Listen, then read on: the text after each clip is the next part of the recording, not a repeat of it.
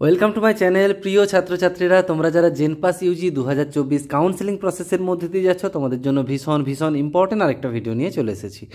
তো বেসিক্যালি এখন তোমরা প্রত্যেকেই জানো যারা কাউন্সেলিং প্রসেসের মধ্যে দিয়ে যাচ্ছ যে এখন first round seat allotment already হয়ে গেছে 13 তারিখ, এবং তার রেসপেক্টে কিন্তু এখন অ্যাডমিশান চলছে এবং আজ পর্যন্ত কিন্তু অ্যাডমিশান ছিল।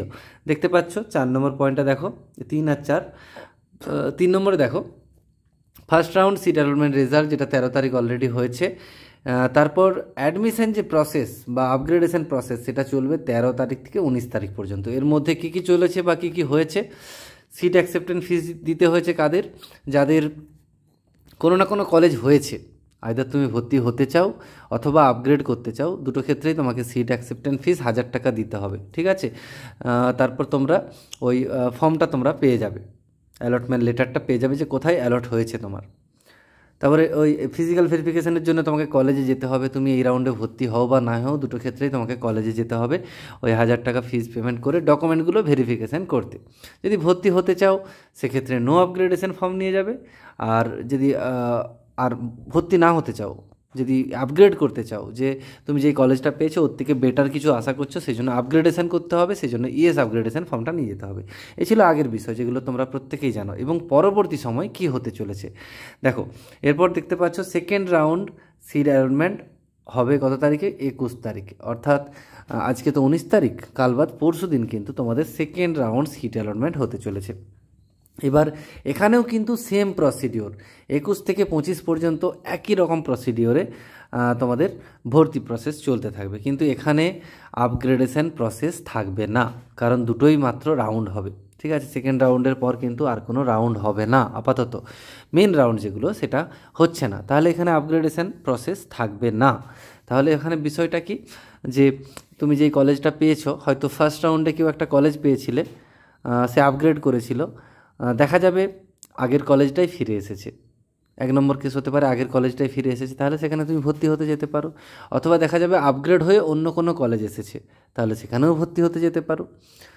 দুটো কেস। ধরো কেউ তারপরেও ভর্তি হলে না, তাহলে কিন্তু এই কলেজগুলো তোমার আর থাকবে না, ঠিক আছে? এবার যদি কেউ প্রথম রাউন্ডে হয়তো কোনো কলেজ পায়নি, এই রাউন্ডে সেকেন্ড রাউন্ডে এসেই কেউ কলেজ পেলো, সেক্ষেত্রে যে সে ডকুমেন্ট ভেরিফিকেশান করে ভর্তি হয়ে যেতেই পারে। তবে না ভর্তি হলে কলেজটা কিন্তু থাকবে না। যখন মপ আপ রাউন্ডে যাবে তখন কিন্তু তোমাদের হাতে কিছু থাকবে না, তখন নতুন করে আবার তোমাদের চয়েস ফিলিং করতে হবে। যেমন মপ আপ রাউন্ডের জন্য বলা আছে, সেখানে নতুন করে আবার চয়েস ফিলিং, ঠিক আছে? 27 থেকে 29 তারিখ পর্যন্ত ফর্ম ফিল আপ হবে। তারপরে mop up round seat allotment হবে 1 তারিখ, ঠিক আছে? অক্টোবরের 1 তারিখে কিন্তু রেজাল্ট বেরোবে, ঠিক আছে? এইভাবে কিন্তু প্রসেসটা চলতে থাকবে।